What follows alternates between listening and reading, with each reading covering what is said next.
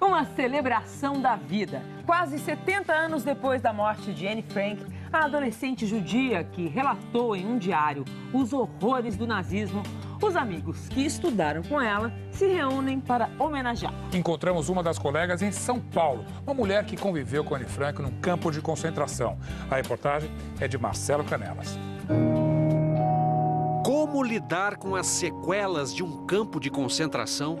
Eu fiquei perto de ficar realmente, de enlouquecer. Da loucura, Nanete se livrou. Das lembranças da guerra, não. A mente humana não possui um botão de apagar, delete. Não tem. Nanete Koenig foi colega de aula de Anne Frank, a adolescente judia que se escondeu com a família para fugir dos nazistas na Holanda ocupada durante a Segunda Guerra Mundial. Ela ficou famosa por causa do diário que escreveu no esconderijo, um anexo secreto da fábrica do pai. Quando você lê o livro, você veja que ela amadurece enquanto ela escreve. O diário de Anne Frank, publicado depois da morte da autora num campo de concentração, tornou-se um dos livros mais traduzidos do mundo. O diário de Anne Frank registra as emoções de uma menina de 13 anos que quer namorar, que quer viver, que vê um futuro à sua frente, não é? E registra também o seu olhar para além daquelas janelas, uma vida de violência, uma vida de prisões, de mortes, e do qual ela vai ser, inclusive, uma das protagonistas. Mais de 60 anos depois da publicação do diário, a história da adolescente judia é recontada neste outro livro. Os Colegas de Anne Frank relata o encontro do autor, Theo Koster, com outros 5 sobreviventes do Holocausto. Todos eles estudaram com Anne no Liceu Judaico de Amsterdã. O encontro também foi registrado num documentário.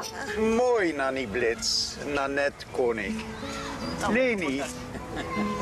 Os colegas de Anne Frank se reúnem na Holanda para ler dedicatórias deixadas por ela em diários escolares. 26 april, en dan heeft het hier over een lang gelukkig leven. Maar precies een jaar later, op 2 april 1943, is ze in Sobibor omgebracht. E se emocionam ao visitar o compartimento secreto onde Anne se escondeu. En dit is de geheime deur.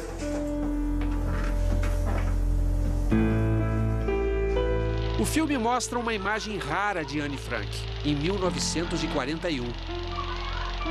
Theo explica ao neto que uma das sobreviventes conviveu com ela num campo de concentração. É Nanette Koenig, que hoje mora no Brasil. São Paulo, Brasil. Nanette mora nesta casa, na zona oeste de São Paulo, e logo no primeiro contato por telefone que fizemos, ela prontamente aceitou nos receber, deixando claro que lembrar talvez seja a melhor maneira de superar o passado. Tá, como vai? Boa tarde. Tudo bem? Tudo bom? Como vai a senhora? Tudo bem. Nanette tem 83 anos e vive na mesma casa desde 1959. Foi aqui, rodeada por um belo jardim, que ela refez a vida. Casou com um executivo húngaro, teve 3 filhos, 6 netos e 3 bisnetos. A curiosidade natural de todos era saber por que na família não havia outros avós, tios ou primos. Então, acontece o inevitável. O que aconteceu? Quando que está todo mundo? Nanette montou um museu pessoal para responder aos filhos, netos e bisnetos. O que aconteceu e por quê? Dos tempos da perseguição nazista e do cativeiro, Nanette guarda fotos, documentos e lembranças dolorosas, como a última carta do pai, que, assim como a mãe e os irmãos, também morreu num campo de concentração. Carta do seu pai. É do meu pai. Olha o selo aqui, ó. O Hitler no selo. Olha, escrito em alemão. E a estrela de identificação que os nazistas obrigavam os judeus a usar. Essa é a sua estrela. Essa é a minha estrela. Que a senhora usava. Usava. Tinha a obrigação de usar. Nanette lembra claramente da festa de aniversário de 13 anos de Anne Frank, sua colega no Liceu Judaico. E aí eu vi os presentes que ela ganhou, e uma dos presentes foi o primeiro diário. Logo, Anne Frank iria para o esconderijo da família. Seus colegas permaneceram no liceu. Tinha 30, que só sobrava 14 para o segundo ano. Em um ano, metade da classe já tinha sido levada pelos nazistas. As pessoas foram desaparecendo aos poucos? Desapareceram. Porque tinha uma meta por semana de tantos judeus que tinham de ser mandados para Westerbork e para o campo de extermínio. Em fevereiro de 1944, Nanette foi levada para o campo de concentração de Bergen-Belsen, na Alemanha, onde encontrou Anne Frank muito debilitada. E como foi esse encontro em Bergen-Belsen, assim? Inesquecível. Eu primeiro a vi através de arame farpado. Foi a senhora que reconheceu? Ela estava embrulhada num cobertor, ela não aguentava mais a roupa cheia de piolhos, estava tremendo de frio e era um esqueleto. Eu até hoje não sei como os dois esqueletos pudessem se reconhecer.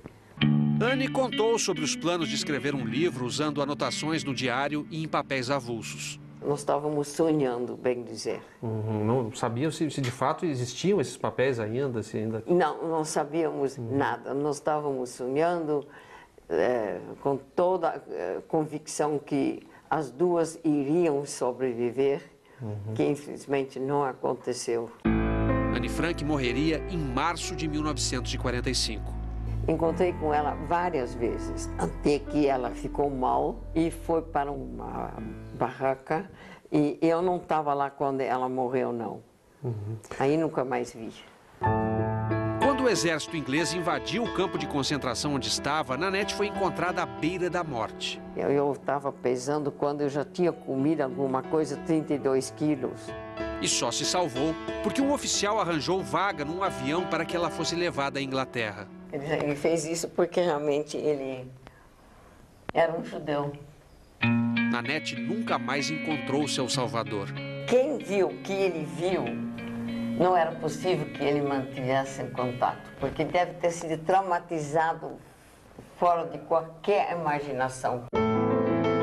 Inimaginável para Nanette é ter vivido o que ela viveu e se calar. Dizer nunca mais não basta. Nós temos de fazer parte desse do nunca mais. Eu falo em nome de todos aqueles que não estão mais aqui para falar, para que eles sejam lembrados.